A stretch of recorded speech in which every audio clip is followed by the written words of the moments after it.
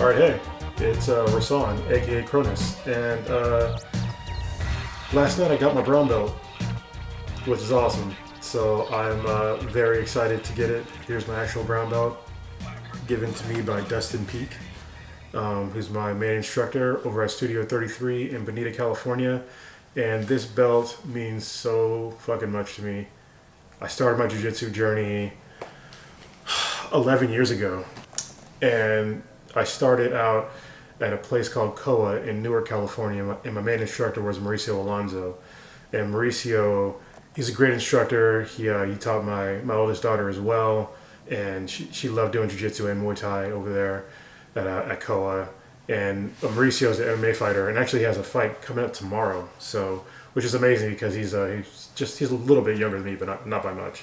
So yeah, he's getting back out there to go fight tomorrow. So I wish I could go see him, but I'm down here in Southern California, and I think his fight is up in Northern California, so I won't be able to make it. But wish him the best. I actually sent him a text today, letting him know that I got my brown belt, and I'm just thanking him for getting me started in jiu-jitsu, and just letting him know that I'm representing, him and everything that he taught me at the beginning of my journey down here. So it's been great.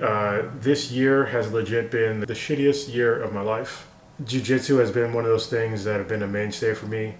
It really kept me going. There was days where I would literally be crying in my car, and I come out and still get on mats. So it was rough, but I made it through. I got some help.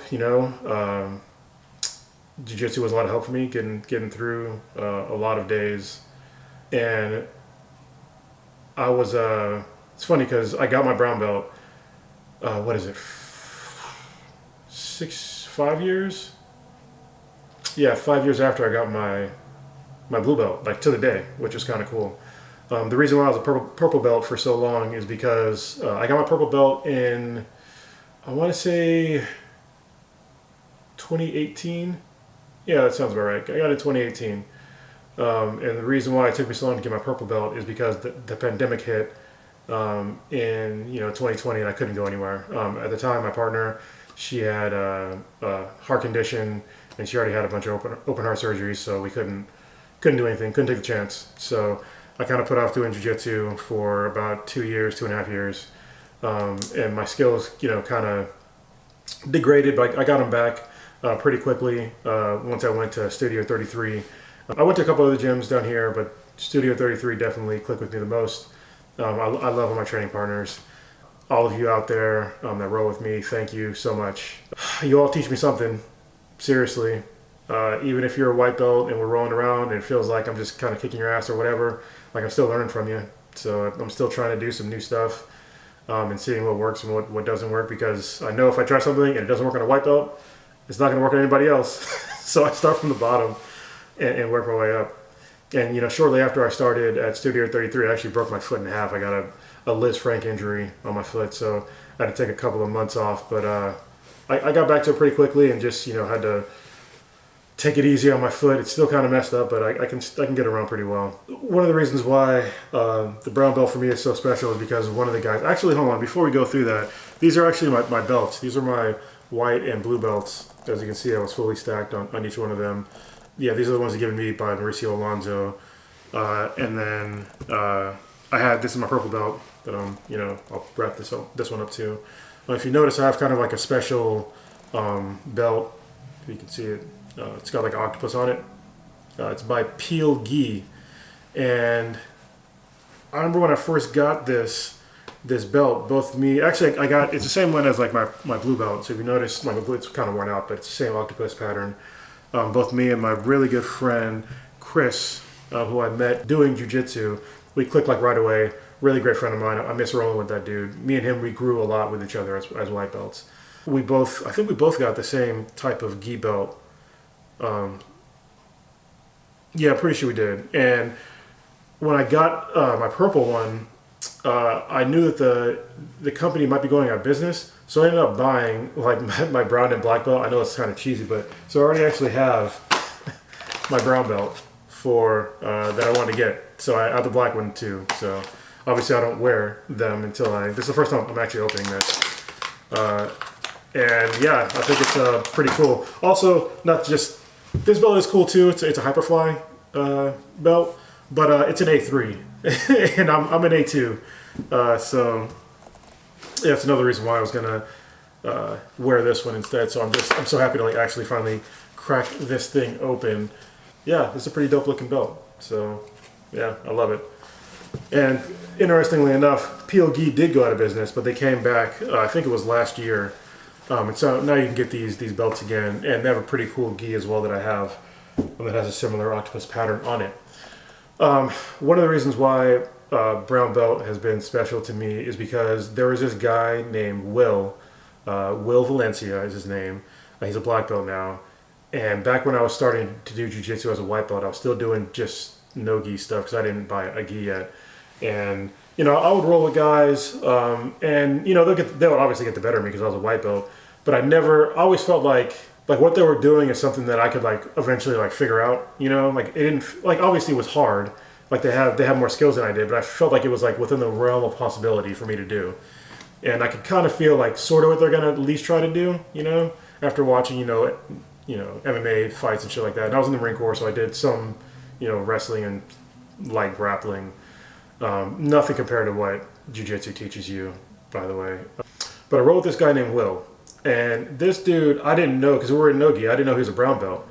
But we started rolling, and immediately I was like, what the fuck is going on here? Like this, he felt like I was rolling with an alien. I didn't know what the hell he was going to do.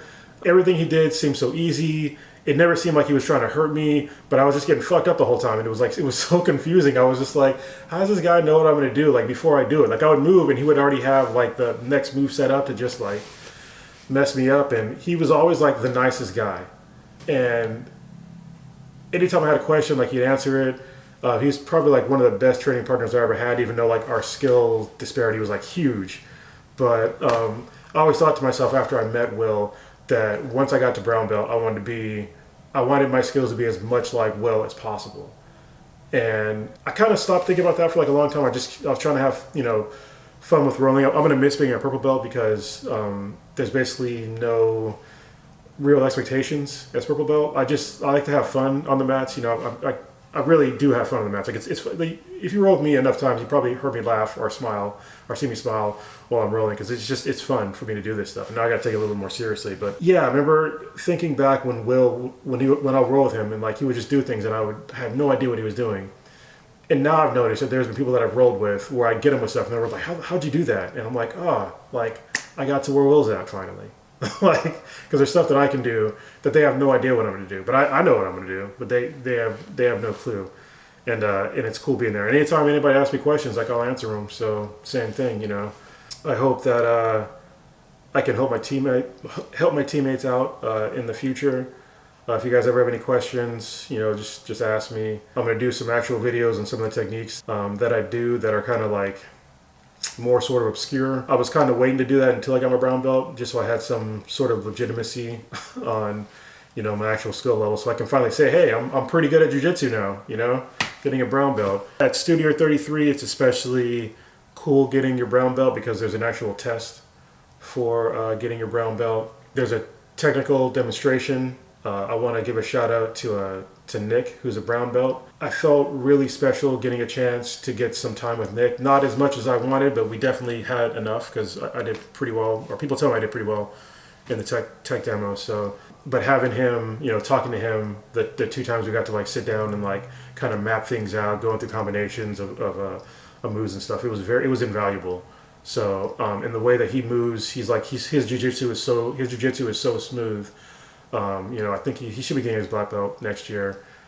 He's a handful for me to deal with. His jiu-jitsu is way better than mine. So just having a chance to like use him as a resource was really cool.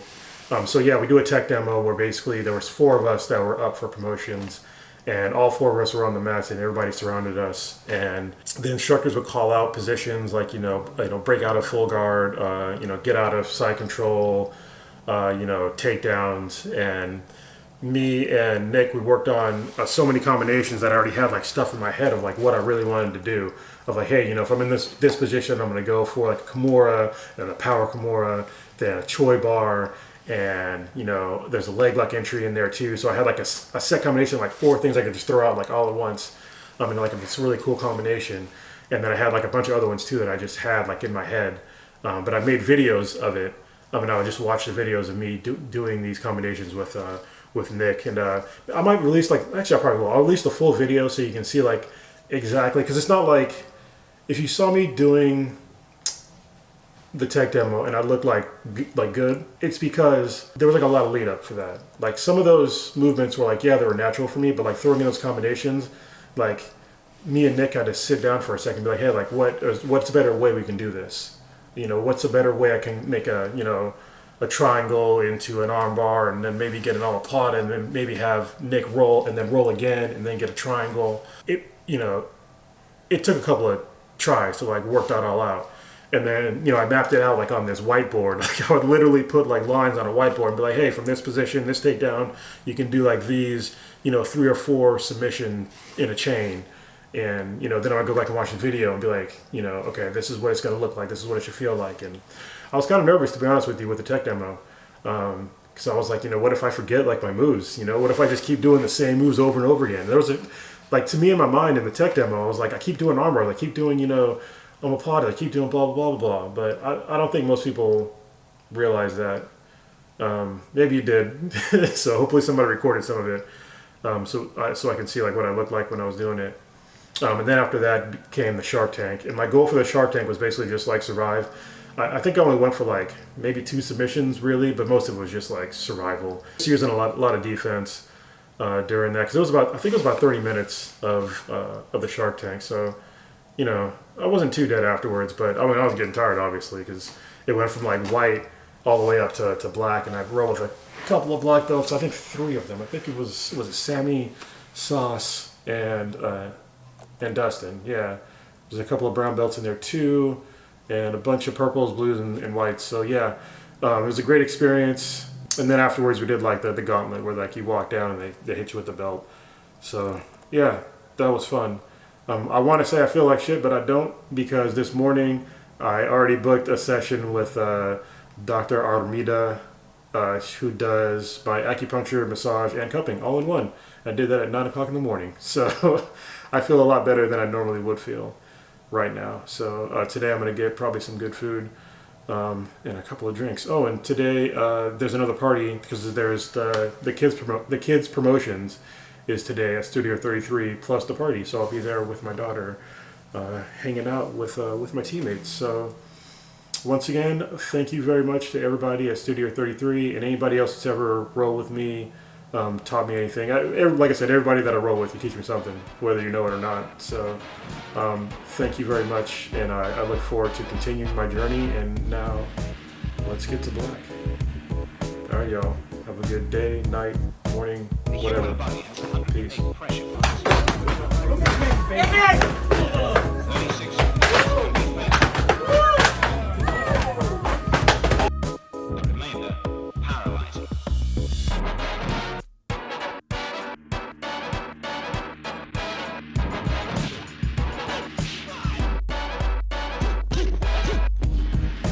This fighting style concentrates on the bones, sinews, muscles, and the more fragile joints.